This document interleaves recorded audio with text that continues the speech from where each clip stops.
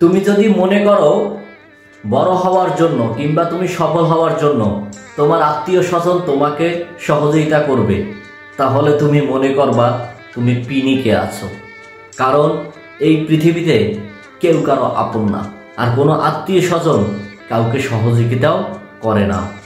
তাহলে তুমি কি করবে? নিজের পায়ে নিজে দাঁড়াতে শিখো।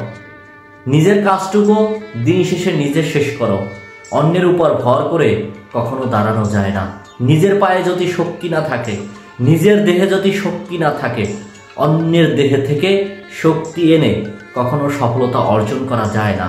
তাই নিজের যত পরিশ্রম হোক আর যাই কিছু হোক, নিজের পায়ে নিজেকে দাঁড়াতে শিখো এবং নিজের কাজে নিজে মন দাও।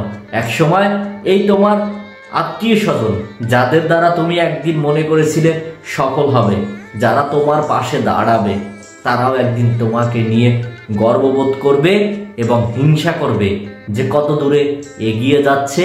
আত্মীয় স্বজন তো দূরের কথা, বর্তমান সমাজে আপন পরিবারের সদস্য কেউ সহযোগিতা করে না। এমনকি আপন মায়ের পেটের ভাই সেও ভাইকে চিনে না। সো নিজের কাজটুকু নিজে করুন, পরিশ্রম করে সফলতা অর্জন করুন। একসময় দেখবে বিশ্ব তাকিয়ে আছে। ধন্যবাদ।